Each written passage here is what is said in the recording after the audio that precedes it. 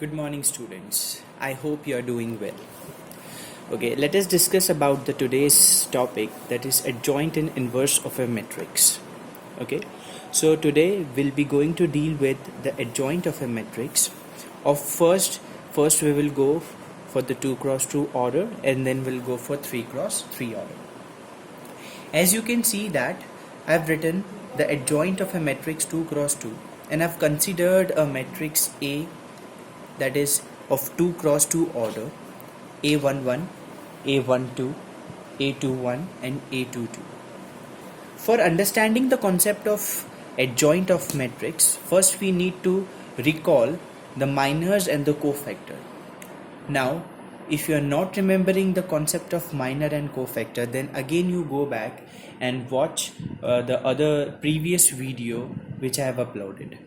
Okay, so let me just give you a quick here. The minors, how do we find minor? We find minor for each and every element, and we name that as Mij, or this is M11, M12, M21 and M22. So our minor, the minor of this element is this, the minor of this element is this, the minor of this element is A12, and the minor of A22 is A11. Then we find the cofactor. Cofactor, I told you, it's just a sign conventions you have to remember as the sum of I and j. If the position of the sum of, that means I and j, if it comes odd, then we use a negative sign, and if it is even, then we use positive, that which means A11. On adding 1 plus 1 we get 2. This is an even position, so the minor will remain same. It's A12, 1 plus 2 gives 3, which is odd.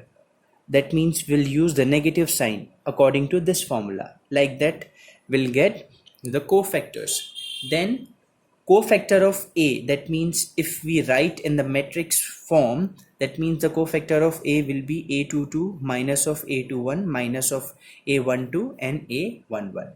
Now in the bold letter which I have written in the down, that adjoint of A, what is the definition of adjoint of A? It says that if you transpose the cofactor of A, whatever you get the cofactor of A, if you transpose that thing, then it will give you the adjoint of A. That means the adjoint, how to denote the adjoint? ADJ in the bracket A, like that we denote the adjoint of A. Adjoint of A says the transpose of cofactor of A matrix. This is cofactor. Now we know what do you mean by the transpose. Transpose of matrix says the row become column and column become row, or one at a time, like the row becomes the column and automatically the column becomes the row. So A22 minus of A21 will be, A22 will be here, this row will become column, so this will be minus of A21.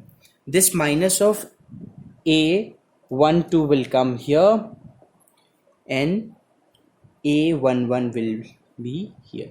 So this is called the adjoint of A of 2 cross 2. Now let us see the 3 cross 3. So this is the adjoint of the matrix of order 3 cross 3. For the sake of convenience, I have taken one example here, because if we'll go with that A11, A12, that will be a bit complicated. So I've taken one example so that it can be more easy for you to understand.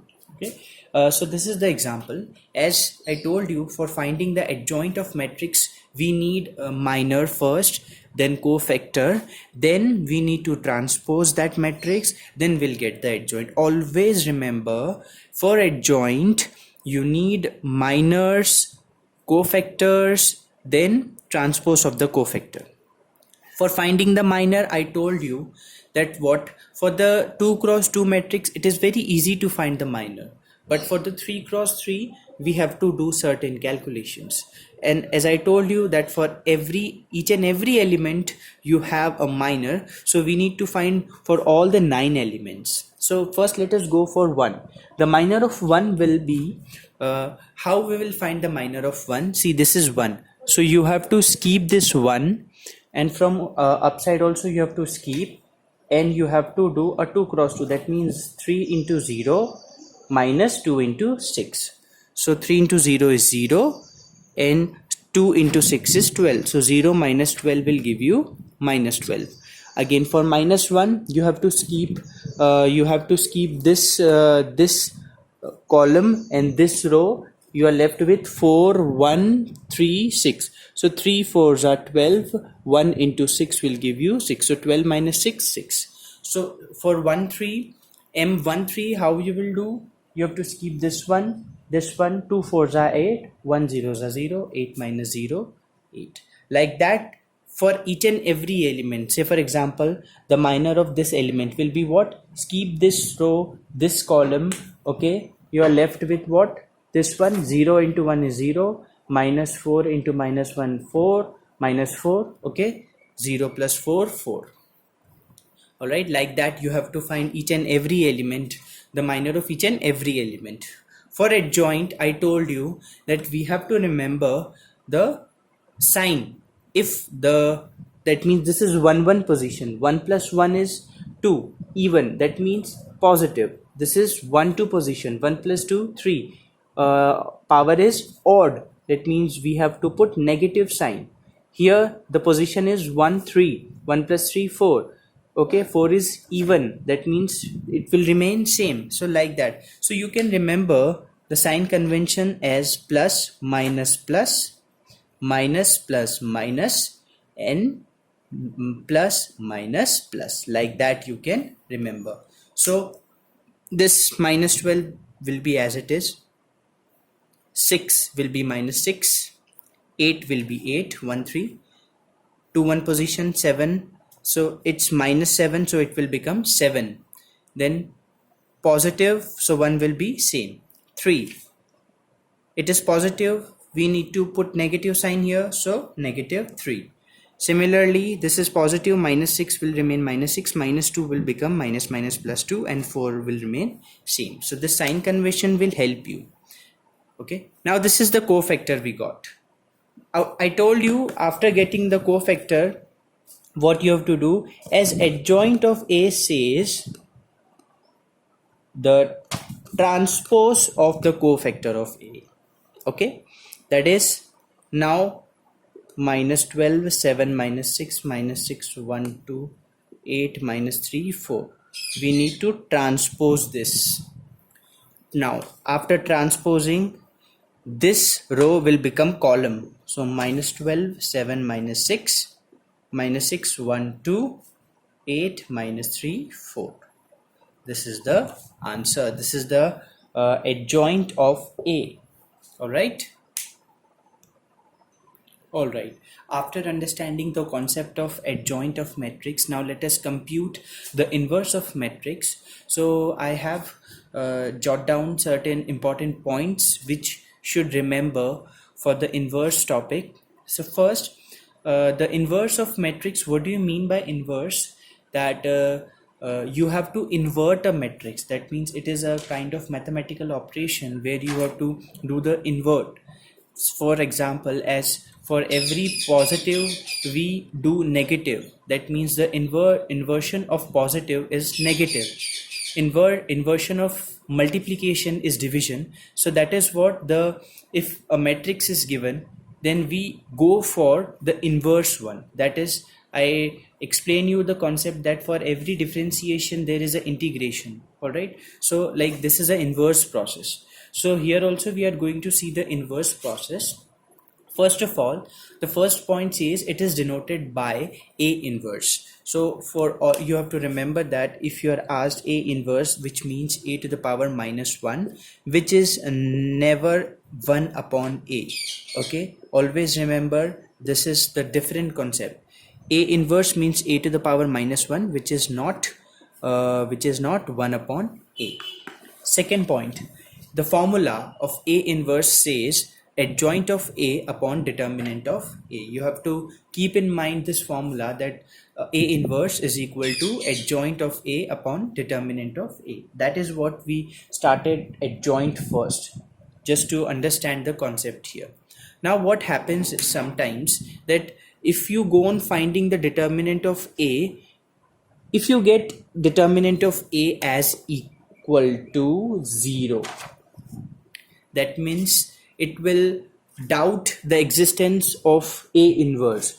So what I have written in the next point, that for the existence of A inverse, your determinant of A should not be equal to 0. If it does, then A inverse won't exist. Denominator will be 0 and our answer won't come. That is, the A inverse will not exist. So for existence of A inverse, your determinant of A should not be equal to 0, which means that A should be a non-singular matrix. Now what do you mean by non-singular matrix? That if any matrix, the value of determinant is not equal to 0, then that matrix is called non-singular. And if it does, that means if your determinant of A is equal to 0, that is A is a singular matrix. Okay, that you have to remember. Then third thing, that is fourth thing, theorems you have to see, that is AB inverse. AB whole inverse is first B inverse into A inverse. It is very similar with the transpose property, that AB transpose says B transpose into A transpose. So same with the inverse also. The second theorem says if A transpose whole inverse, and if you go on finding A inverse whole transpose, they both will be same at a time. Okay, so just go through this four things very properly, because we have to use these things.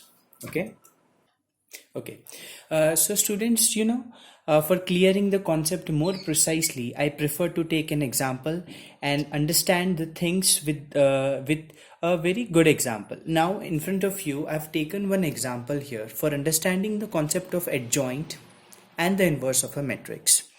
All right. So the example is in front of you, given a matrix. We need to find adjoint of A, determinant of adjoint of A, and lastly A inverse. All right, let us start with the first thing. Okay, or even if we start with this A inverse, we anyhow need adjoint of A. Okay, so adjoint of A. For finding the adjoint of A, we need minors and cofactors first. Okay, so for finding the minors and cofactors, I've told you that what we have to do. Okay, for the minors, I told you for each and every element possesses its minor. Okay, and for the 3 cross 3, I've explained you the concept of how to find the adjoint of or the minor of a 3 cross 3 order matrix. So for M11, we need to skip this row, 4 zeros are 0, minus 2 into minus 1, minus minus plus 2, so 0 plus 2, 0 plus 2 will give you 2 here, sorry. Okay, then M12, for this one, you need to skip this row, this column, multiply this with this one, and we got the answer. Okay, then like that I have calculated the minor. If you want to calculate, then pause the video, take the rough copy and check whether I am correct or not. Okay, so this is the minor. Now cofactor, I told you that there is just a sign. If you see the positions plus minus plus minus plus minus plus minus plus, like that. So this is the cofactor of A. Now I have written that cofactor in the matrix form like this. Okay, here what does the adjoint of A says? Adjoint of A says that the transpose of the matrix of the cofactor of A. That means this I have written here, whole transpose. Transpose means rows become column, okay, or column become row, same at a time. So this row becomes column, this second row becomes the second column, and the second row becomes the second column. So like that we have found the adjoint of A. This is the answer of first question. Now what is the answer of second question? The determinant of adjoint of A. We know how to find the determinant. Okay, with the same matrix. Okay, expand with respect to the first row, that is 4. Keep these two. Minus 2 into 7 minus 14 minus 4 into 4 minus plus 16, like that. Then minus 2, that will become plus 2, and minus 2 here.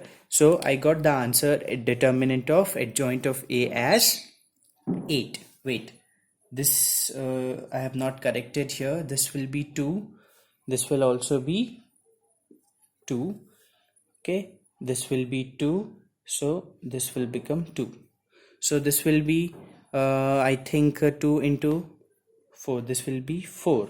So the answer will be 4. Okay, this is the small correction. Now let us find A inverse. So here is the A inverse. A inverse, according to the formula, it says adjoint of A upon determinant of A. So for finding the existence of A inverse, first always you go on calculating a determinant of A. So determinant of A, and that is how you'll find the determinant of A, by this one. Expand with respect to row 1, you will get the determinant of A. So determinant of A, the answer, it is 2. So hence A inverse exists. You have to write here that A inverse exists, as determinant of A is not equal to 0. So A inverse, okay, just substituting in the formula, adjoint of A is this one, and determinant of A is 2. So 1 upon 2, then adjoint of A. This is A inverse. Now with the help of this that means example, I have explained you so many things in this example. So keeping in